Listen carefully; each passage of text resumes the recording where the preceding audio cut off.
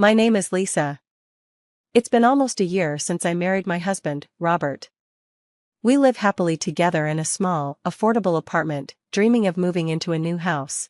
Robert's parents live just a 5-minute walk away, but they rarely visit us. Robert once said his mom doesn't want to interfere in our marriage, which is why she doesn't come over, even though we're close.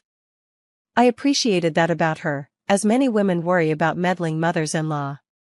But since I didn't have to worry, I felt relaxed about my family relationships.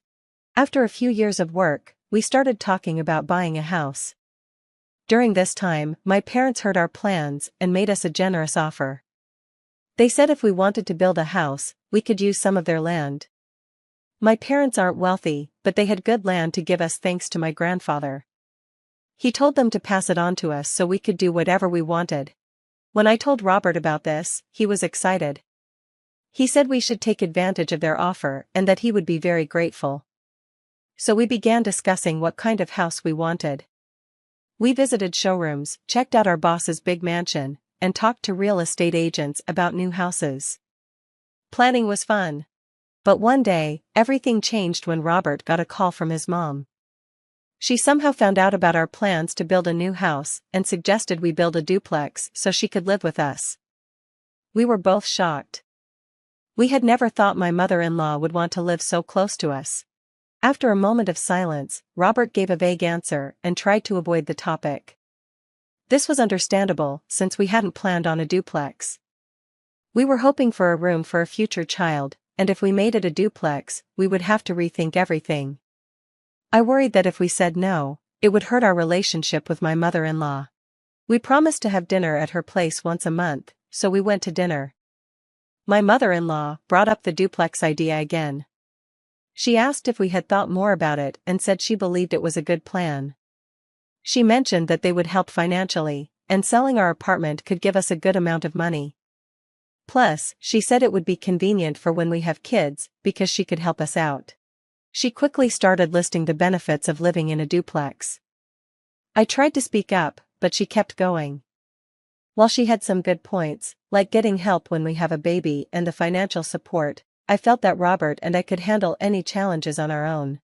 I thought it was better to rely on my own parents than risk being bullied by my mother-in-law. When she saw my worried face, she said, "Is it really that bad living with us? I thought you didn't hate us." She sounded sad, so I pretended not to hear her and quickly left her house.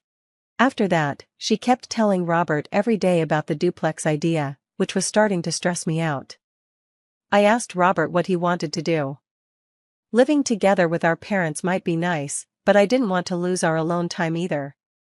After thinking it over, we decided to say no to my mother-in-law's offer. We wanted to focus on our own time together, and we believed she would understand if we explained it well. When the day of our monthly family dinner came, we went to my mother-in-law's house to share our decision. But as we started to talk, she interrupted us. "Oh, about the duplex, we're moving forward with the plan." "What?" Before we could react, she added, "Mark is moving in too. He's a single dad, and it's tough for him. Let's help him out. Plus, it will be good practice for when you have your own kids, right?" We were so shocked by her words that we forgot what we had come to say.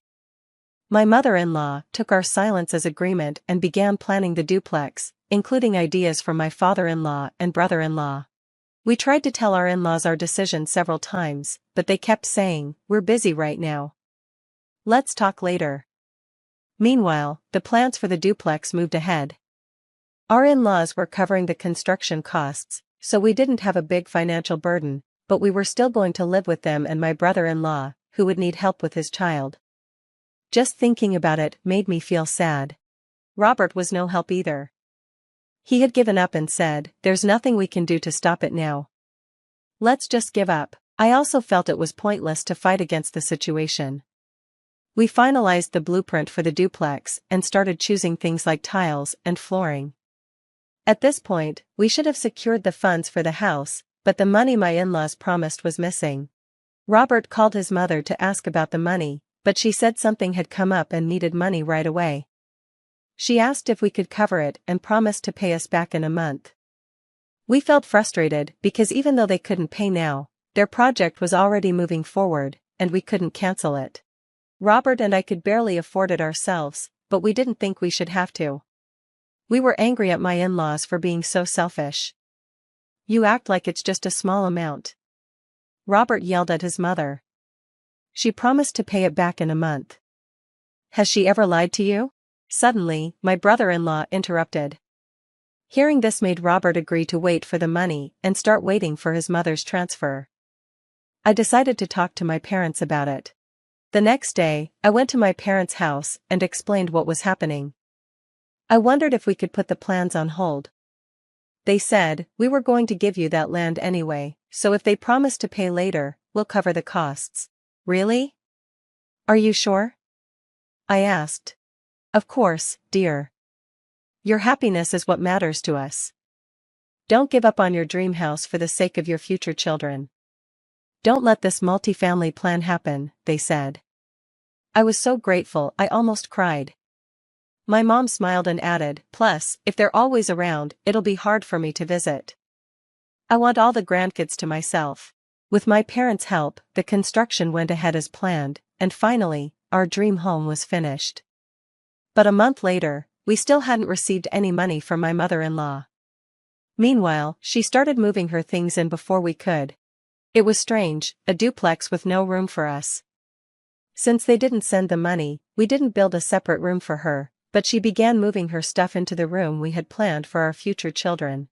To make matters worse, she invited her friends over for a housewarming party and started showing them around the house. "It's our dream duplex. It's a bit small, but we have a wonderful garden. We can even plant a vegetable garden, and once the veggies are ready, I'll share some with you," my mother-in-law said, as if they had built the house with their own money. Her friends, not knowing the situation, complimented the house before leaving.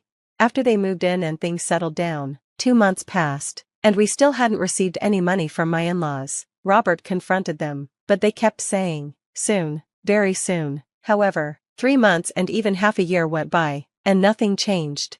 Then one day, my mother-in-law announced, "We decided not to sell our house. Instead, we'll have Mark and his kids live there," clearly stating she wouldn't pay us anything. I wasn't surprised, though. Robert and I often talked about how she probably never intended to pay. "Oh, I just noticed the house feels cramped when you both are living there. Can you move out? I have friends who sometimes want to stay over, and I want to be able to use the place freely. Doesn't that sound good?" she asked.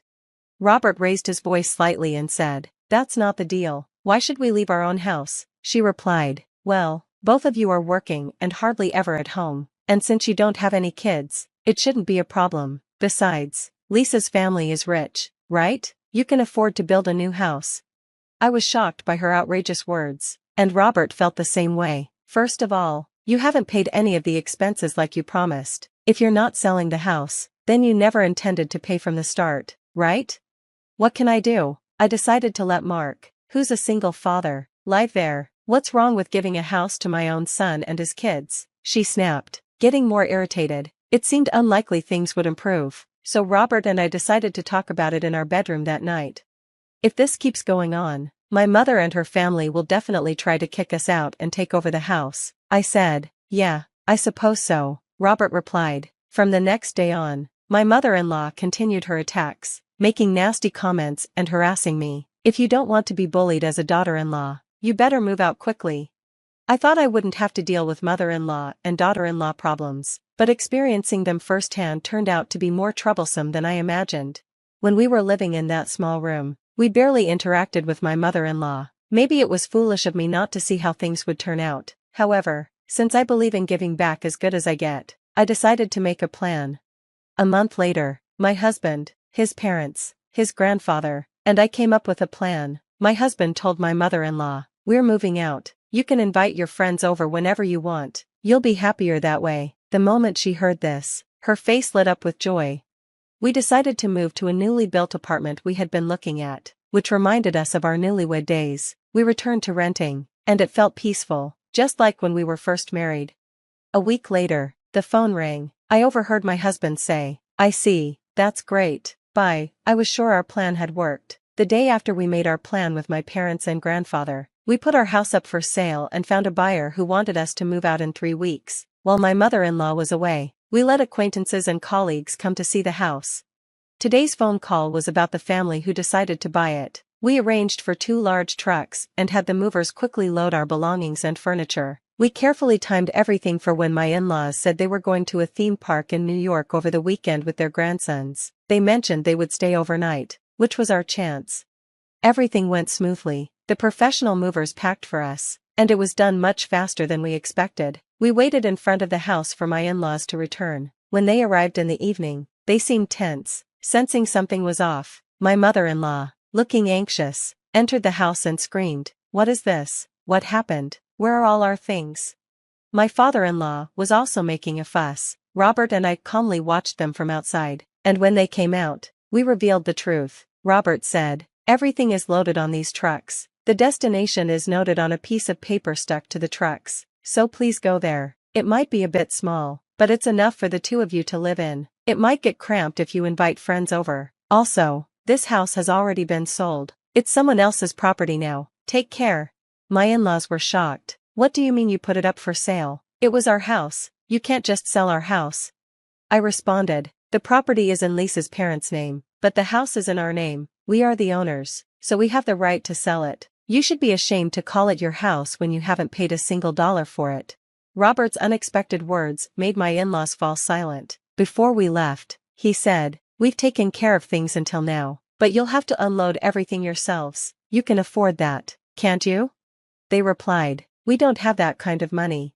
Robert continued, "I know you must have some money. You've been selling things you took from Lisa and depositing the money in your bank account." "How did you know that?" they asked. "Does it matter?" "Oh, and you don't have to pay us back. Consider it severance pay. Use it however you like. Now we'll be off. I doubt we'll meet again."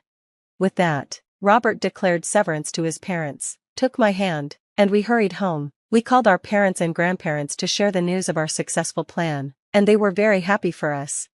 My grandfather, knowing we were going to live in an apartment, said, "Actually, I still have some land left. I'll give it to you too, and I'll cover half the costs so you can build a new house." And that's exactly what we did. Half a year later, we completed our dream of building a brand new single-family home. It was a bit farther from the city center, but the air was fresh, the neighbors were kind, and we were very happy. As for my in-laws, we didn't know if they went to the address we provided. They contacted my parents for financial help and asked Robert's brother, who was planning to remarry next year, if they could live with him. He flatly refused, because his new wife also wanted to move in. My parents decisively turned them down and told them not to involve our family anymore. Robert apologized to my parents for his terrible parents, but they said, "From now on, we're your real parents. Feel free to rely on us as much as you want." Thinking about future problems, my parents recommended we install a home security system. We could rest easy knowing they would turn away Robert's parents if they ever showed up. We also got a small, cute puppy as a guard dog in our yard, and I highly doubted his parents would have the guts to intrude. From now on, we wouldn't have to deal with Robert's parents at all. It was the beginning of a new life for the 2 of us. We planned to have children in a few years and build a happy family. We promised each other we wouldn't let anyone disturb our happiness.